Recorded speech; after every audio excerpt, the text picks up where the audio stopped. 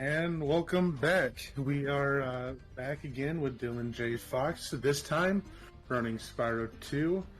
The Talisman. Sorry. No, you're good. It's 14 Talisman. Yeah, bad, yeah. Alright, so let me know when you're ready. Yeah. So, just like last time, I would like to tout the Spyro community is great. If any of you are interested in this category by the end of it, feel free to reach out in the Discord. And somebody will absolutely be willing to help you around. But I'm good to go. Alright. 3, 2, 1, and go. Alright. So, the crux of this category is once again in the name. Our goal here is to collect 14 talismans as fast as possible, head into the final homeworld, which is Winter Tundra, and defeat the final boss known as Ripto.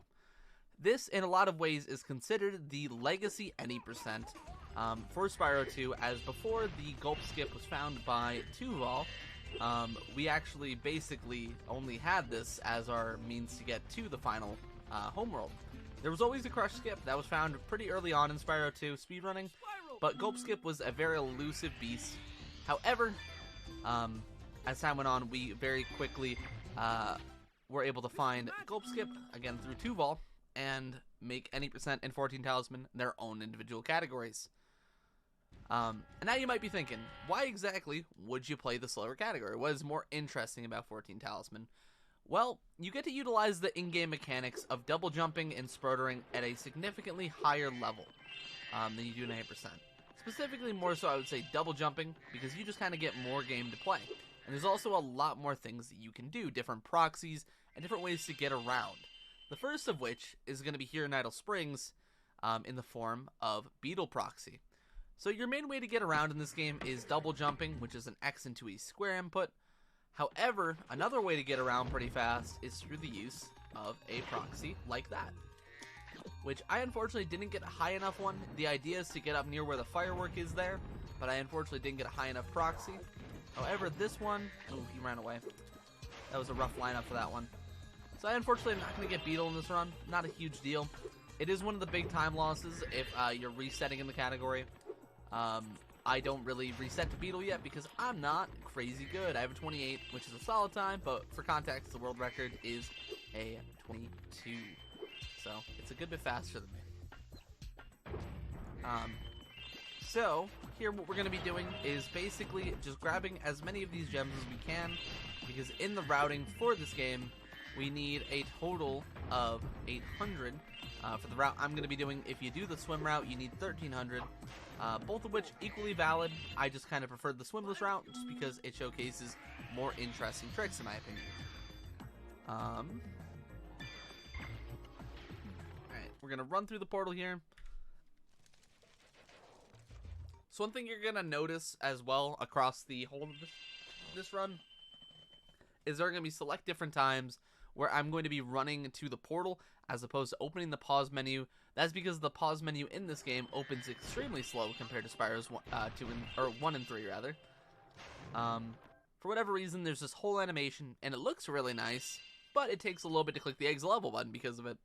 So to kind of amend that, we will run to certain portals to make it a little bit faster for ourselves. Alright, and coming up here into Colossus, we have a nice little trick here at the beginning where we're going to hop up onto this bit here, and we're going to hop over to where this nose is and clip out of the scenery. That can be a little bit finicky if you're doing it for the first few times, but it's not overwhelmingly difficult. And we're going to continue to scoop up gems, keep double jumping through the level, and make our way towards the Talisman room. And we are right about there. And here we have one of speedrunners' favorite things in the world, an unskippable cutscene. Currently on the webcam section of the screen is me and my boyfriend Shemp, enjoying a nice time in the High Caves level, near where the egg thief is, for anyone who's playing a little bit of Spyro GeoGuessr.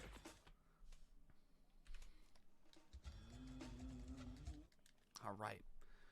We are going to swap over to my averages for my personal splits. You guys can't see this. But just for my own sanity, making sure I'm not behind. And here we're going to go for yet another proxy. This one is called Frog Proxy. It's not too overwhelmingly difficult, but I have beefed it in the past. I got a little bit too low there. I pressed X a little early. And that was enough beef for that not to succeed. And I also ran straight past where we sprode her. Oh no. It's all good. We're going to keep hopping across and then go over this way, double jump out of bounds, and head over the second section of the homeworld, which normally you would have to buy swim to get here. However, because we're speedrunners and we go out of bounds and do things like that, we don't have to, and it's pretty cool.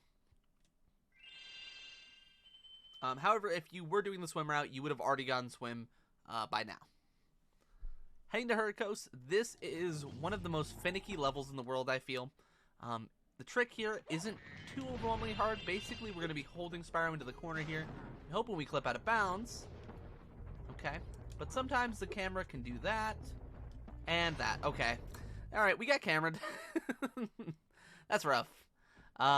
Basically, sometimes the camera in this game can be a bit finicky, and it'll flip you around a little bit. See, right here, it didn't even give me a problem. That's why I said it can be a bit finicky. Thank you, It's all good. And this is going to be the first of the levels you're going to see me click to exit the level instead. Which, as I said before, in select cases, can be faster. And that's a showcase of kind of how slow the animation can be as well. Alright. So, headed into the next level, I will say this outright right now. This is one of the levels I am most scared of in this run. And it's Sunny Beach. It's pretty early on the run. It's somewhat unsuspecting, but in this specific route, we need to do a trick that's called Turtle Proxy. Turtle Proxy has been known to be a bit of a stonewall in the early game of 14 Talisman, and kind of the bane of the idea of doing a reset list. So I usually will say reset list only after Turtle Proxy if I'm ever doing a reset list stream or trying to do reset list runs. So honestly, it can be a bit brutal here and there. So the idea is to get Spyro's horns as close to in between the turtle's eyes as possible. And then as we are landing in them, we are pressing X to kind of launch Spyro out of the hitbox. Alright, that wasn't bad. Additionally, there's a giant hole in the ceiling that we are trying to make it through. Okay. We gotta focus up. Sorry, I need to focus up here. I really don't want to have to resort to anything crazy here, because this is a bit of a finicky one. Okay, there we go. I got a big one too. So I get to showcase to you the optimal turtle proxies. You get up here. Ooh, I beefed it. But basically, you just glide over straight to the Elder here. Thank you. King from it. You get the Sunny Beach Talisman, and you're going to pop right out. And this time, we're going to run to the portal. Another funny thing about the portals in this game is they have interesting collision. You'll notice I do certain movement with some portals in this game, strictly because they don't always work the same, if that makes sense. So, like, where it looks like you could touch anywhere, sometimes you can run into and bonk parts of it, where it doesn't actually, like, let you, get in for select portals. So it can be a bit finicky. This issue exists both in Spyro 2 and 3, as well as in the Reignited Trilogy and select levels as well, which is kind of funny. And now here is the other stonewall in the early game, 14 Talisman. This one I'm a little bit better at, a little bit more confident at. It's called Sheep Proxy, and there are two ways to do it. One, you can get a really big one from this one down here, which that one would have worked for the second, but unfortunately that was our first. But don't worry, we're going to get a good second proxy. Ooh, we got a really good second one. And basically, we wanted to make it all the way to this button, because upon hitting this one, Spyro does gain the swim ability, specifically for this level. It only really works specifically with that one sheep, or with that one button, as opposed to all the others in the levels. Otherwise, we wouldn't really need to worry about Sheep Proxy too much in a marathon setting, but fortunately, I've been practicing, I put my time in, and we got it first try. And even Turtle wasn't too overwhelmingly bad, if you can believe it. Ideally, we do get it first or second try there, but I had a bit of practice recently where I went for it for about 12 minutes and didn't get a single time But then kind of relearned it. I had to really rebear myself for it. Before you get to the But just castle like that, we're about a third of the way through the game. We're headed into Crush's dungeon, which is the first boss. And Crush really is just a funny dude with a club. He's just happy to be here. There are a few different strats you can do in Crush that save a little bit more time than what I'm going to be doing here, which involve a different way of damage abusing.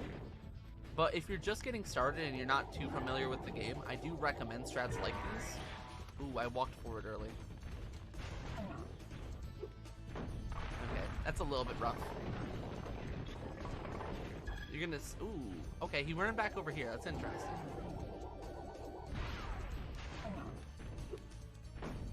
So that's gonna lose us a couple of seconds, but that's not anything crazy big. Basically, you want to keep him on this specific, like little altar, because what this is gonna turn into after he goes through his cycles here, it's gonna turn to the blue one, of which you can jump over, flame him, walk a little bit off, double jump, and then he'll hit himself and go straight back to it. Just makes it so he does a lot less walking, and it can save you a good bit of time.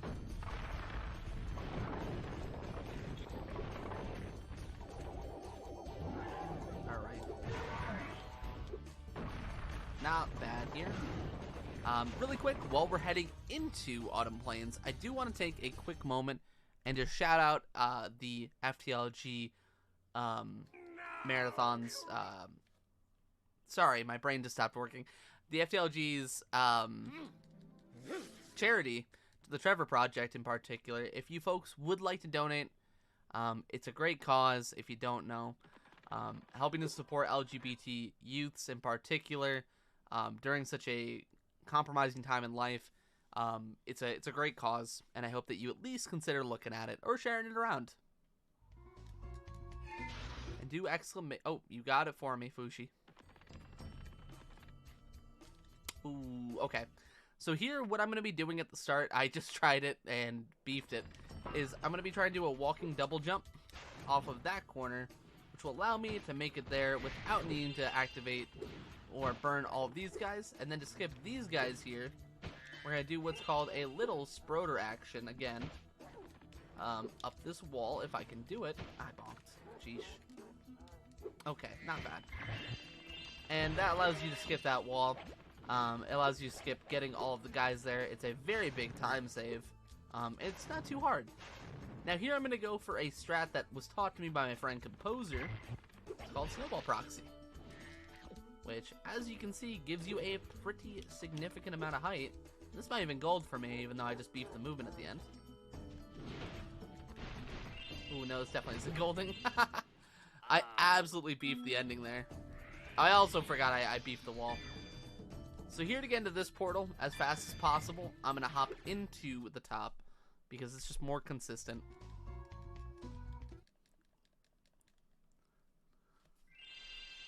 There's Composer, who is a legend in, honestly, the whole trilogy, mainly specializing in Spyro 1 Vortex, which is the category we just ran.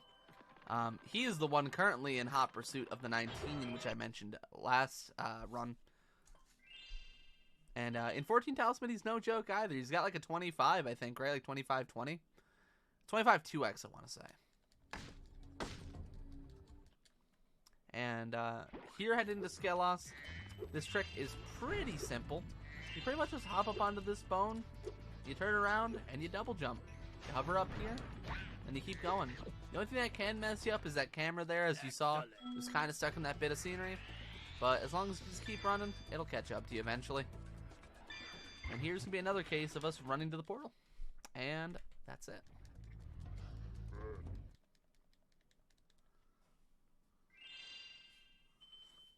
Alright. So, Breeze Harbor is our next level. And this one in particular is... Ooh, I missed the 10. That's not a big deal. And this one in particular does feature a very famed strat that is free, according to 2% Milk, and a myriad of other runners. And we're going to start by just charging over here, charging towards this wing, and hovering up onto it. I haven't done that in like actual months. Alright, we're on to it.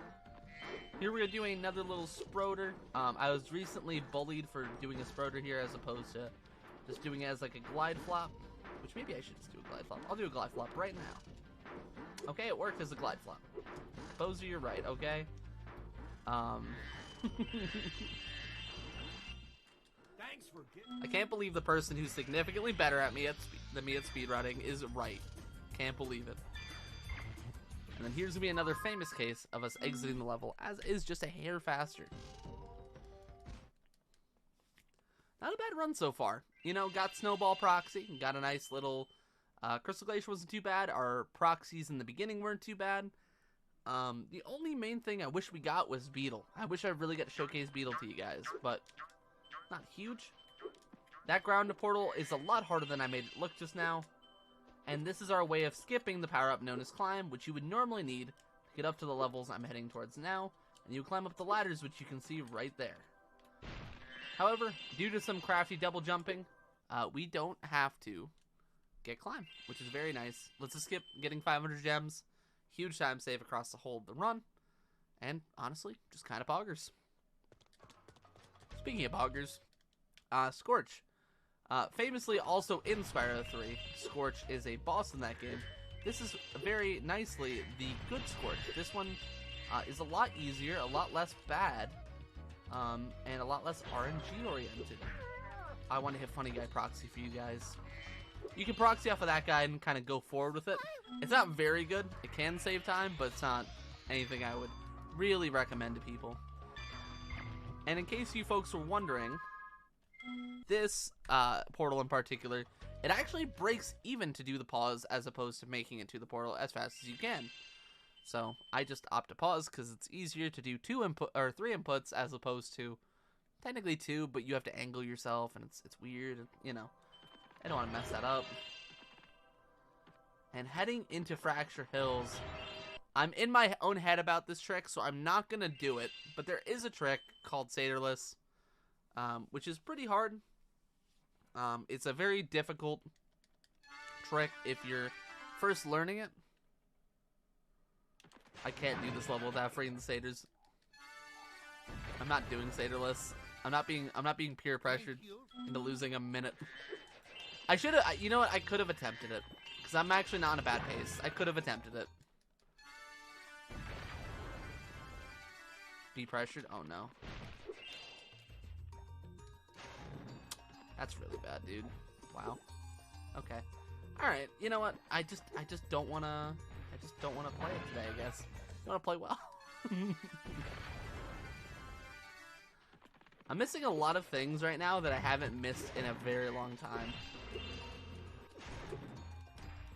But fortunately, none of them have been very punishing, which is nice.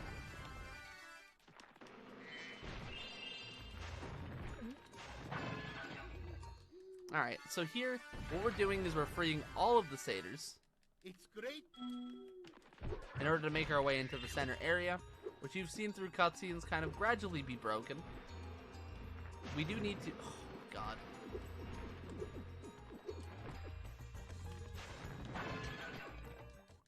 Alright, we're good. We're good. Now that you... This is what I deserve for not going for Satorless.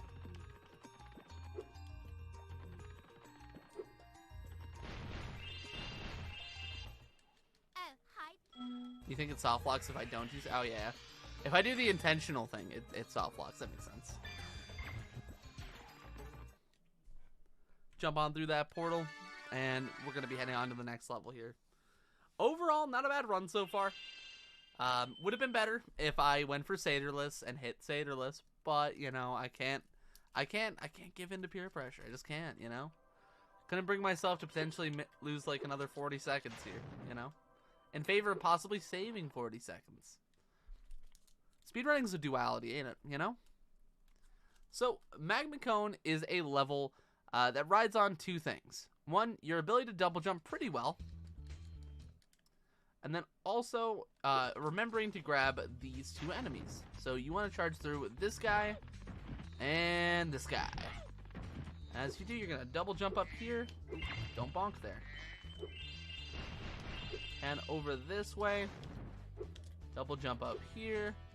And just make your way to where the super flight power-up is, and that soul will connect right there. And that's when you know you can do this. See, this level depends on the ability to get those two guys as well as some solid double jumps, strictly because you have to climb otherwise, or you have to Spyro up it, which honestly, out of the two of them, you probably want to just double jump pretty well first before you learn to Spyro pretty well. Word of the wise. So overall, not too crazy of a level, but the one coming up here, oh, it's a doozy. It's an escort mission. I love you, Shemp. Thank you guys for coming.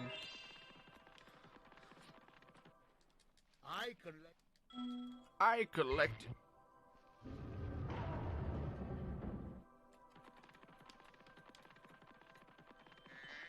So this level, like I said before, is an escort mission, and the way that we do it fast is kind of how you'd think we would.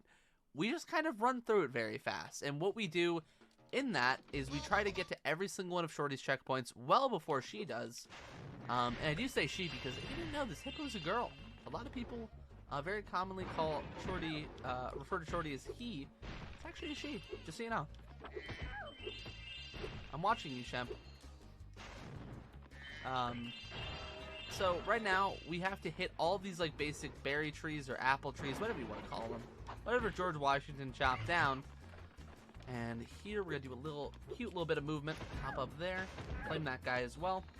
That enemy right there can cause some problems, so I like to flame him as much as possible, or as often as possible.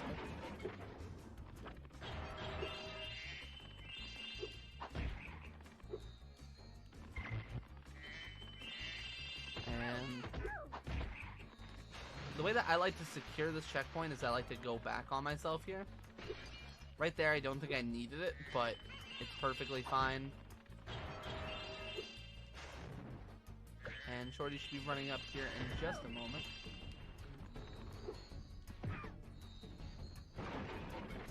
And we're going to grab these 15 gems, spin around, and get into Shorty's talk box.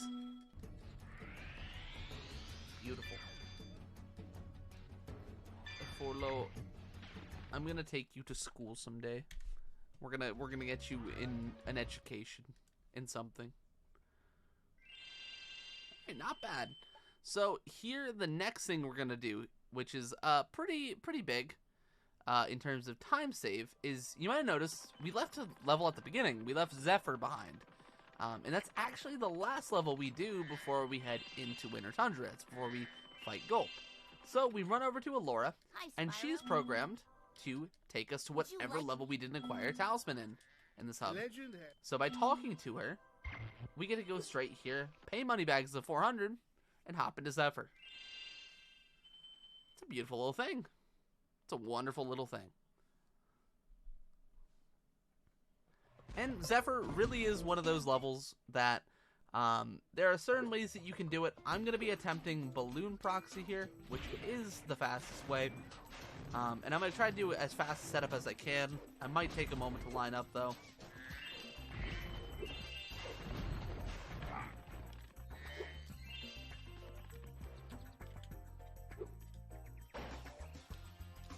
That was an insane balloon proxy. I actually went to Mars, if you're wondering. Ground control to Major Tom. Spyro's not returning. Wow. That was actually the biggest balloon proxy I've gotten in a long time. And as you can tell, we just hop right in there. Usually what you're supposed to do is you're supposed to blow up the bird cage he's in. And after doing that, he will be available to talk to. But because we did the balloon proxy, we just didn't have to do any of that, which is really, really funny. And it kind of lets you almost like break sequence with what his dialogue is, which is really funny. So you'd be like, ow, that hurt, is how his like actual dialogue goes. I promise, those are his exact words in the exact voice. I'm a voice actor. It's me. Speaking of, I can't segue this. Gulp just sucks. Gulp is, for many reasons, the worst thing in this game. I only got one pterodactyl egg there. Usually you get two. For some reason, they only dropped one. Gulp is, for lack of a better term, one of, if not the hardest boss fight in the trilogy. And that comes down to the RNG of his fight. So, you have three options you can get. They are rockets, bombs, and barrels. The first three phases, they cycle you through them. On the first one, you can technically get a double barrel hit. But with only certain items can you commit double hits. As you can see here, I'm hitting a double hit with two rockets. You can do this with everything, but if you get triple bombed, you can't do a double hit. You can't do a double hit with bombs at all if you have only bombs.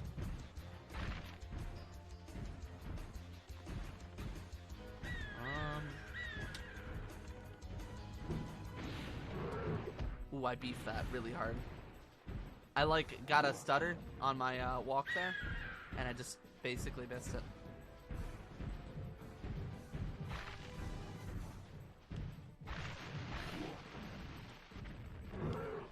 That's fine. Recovered that one.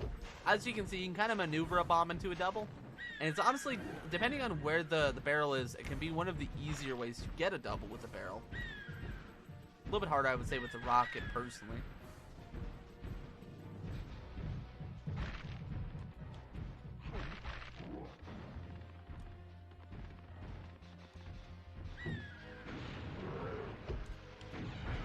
Try to get a triple there.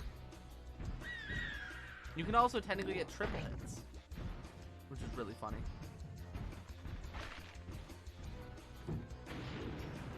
But just like that, we are in and out of Gulp. Not a bad one, not the best one. I unfortunately beefed one of the doubles, which would have secured a much better Gulp. But from here, as I think Tony Stark would say, we're in the end game. I think I've finally come up with a way. And the end game consists of a couple pretty key things. The first of which being this. I beefed it. Yes, sir. Aw, dude. Okay, come on. Give me a good line. Dude, he doesn't want to get proxied off of. Come on. He's juking me so hard. He juked me so hard that... Alright, we have a donation. A $25 donation from Quokka Mousepads. They love the Trevor Project. FTLG is partnered with Quokka Mousepads. Bring FTLG Mousepads.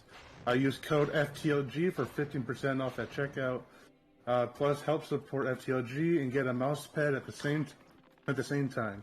And for this marathon, for anyone who donates, will be entered into a giveaway for those one of three $50 AUD Quokka Mousepads gift cards at the end of the marathon. Thank you for that. In case you're wondering, I got absolutely bodied there. I'm actually getting destroyed by this Dragon Shore split currently as I try to enter. Because unfortunately, I got flopped off the wall there.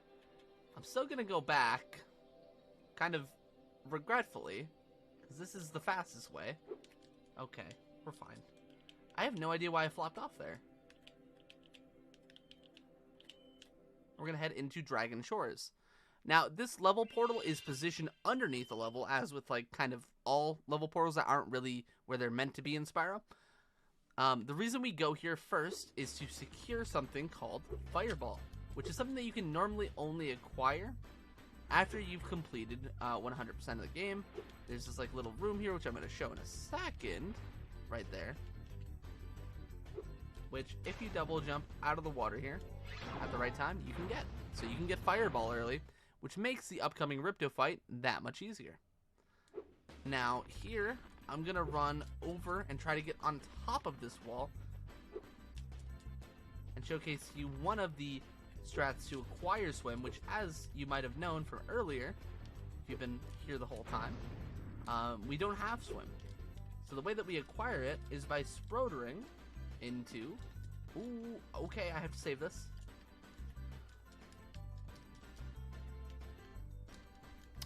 god, I haven't done that in a while. Alright, that's really rough. This is a very rough split. I apologize for this.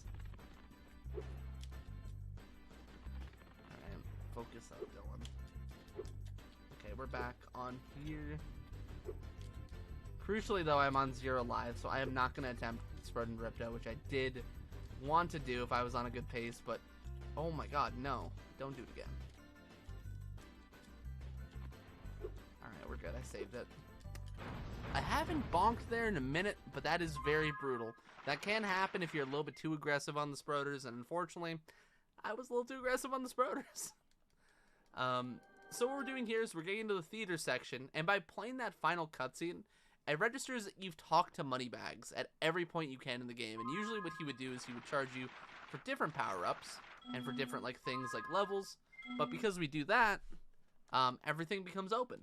So we don't have to pay him for anything, we don't have to deal with him later, as well as it gives us access to every single ability in the game, which includes both Swim and Head Bash, which come in pretty big handy when you're trying to swim in air, which is going to be the trick we're going to be using as our trick of choice to get into Ripto here.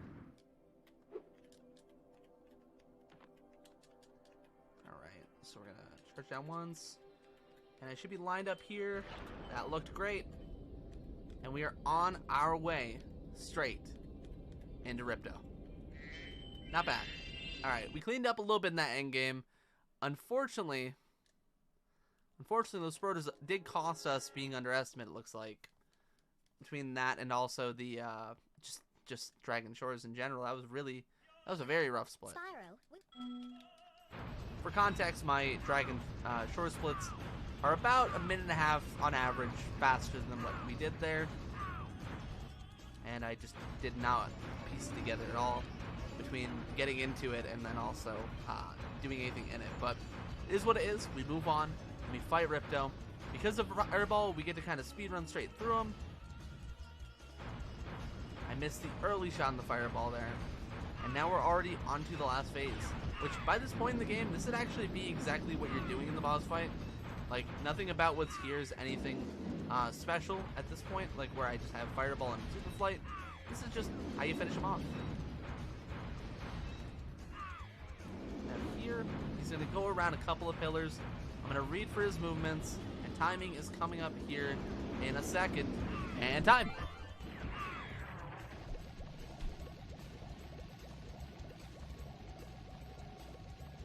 So that is Spyro 2, 14 Talisman. Unfortunately, not under estimate. I'm sorry to say, both my runs were not. But, not a bad run. Honestly, showcased a lot of what I wanted to. Unfortunately, the endgame just didn't want to come together, which is an unfortunate thing. As with all speedruns, you know, you need everything to come together to get a good time. And sometimes when something just goes awry, can't help it.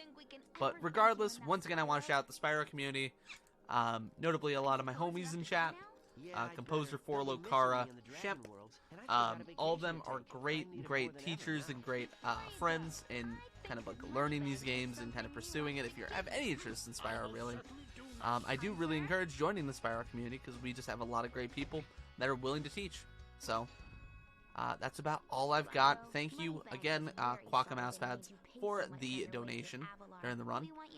As well as, if you guys can, make sure to support the Trevor Project. Sparks, can you grab him? Alright, well, we have a little bit of extra time. Are there any tricks that you want to show us that you weren't able to show in the run? Because I know there's a couple of stuff that you skipped here and there. Do you want to go for anything? I'll attempt one Sprout and Ripto for the fans. Or at least one or maybe two. I'll go for it. We got the time. Yeah, I appreciate it. So, for context on this trick, this is widely considered to be the most precise trick, not only in this game, but possibly in the Spyro trilogy as a whole. This trick leans on your ability to Sprouter at a very good level, which I would say I'm okay at. I'm not phenomenal, I'm not the best, but this trick took me personally over 50 hours to hit a single time. And that single time was actually a few hours before this run today for the marathon. So I'm going to give it a go for you guys. I'm going to be doing it on D-pad, and we're going to see how this goes. I bonked instantly. So, you need to do a lot of very precise inputs to kind of go around this like little pillar on the side, which can be a little bit dicey. And that wasn't a bad attempt. Basically, that last pillar there where I was is the last thing you have to get past. And if you get past that, you can basically go straight into the Ripto load. And I believe that trick saves around 50 seconds because you skip doing the loads for theater and having to watch the cutscene in theater and just doing theater. Because regardless, you do have to go up the stairway to do what you need to do. It's just a very big time save. Top level runners do it. I'm trying to start incorporating that and some other strats into my runs, but that's about it. I'm doing it one more time. I missed it. Nope. Alright, that's about it. Alright, well, congrats on the 2 amazing runs. We are going to take a brief intermission, so I'm going to say about 10-15 minutes, so feel free to get a snack, relax, and then come on back to us for some Ultima 3 runs after this. Ooh. Love Ultima. Alrighty. Awesome.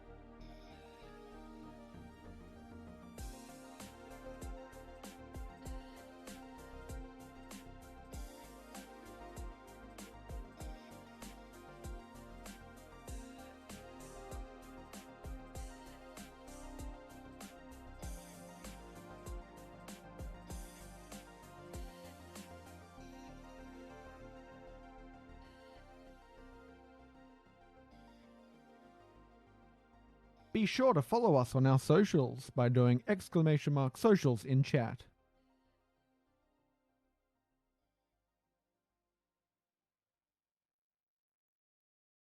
I told you every single time, don't you worry. You would always call me at the wrong time, so you can know what I was up to. Oh, don't you get that it's just stupid?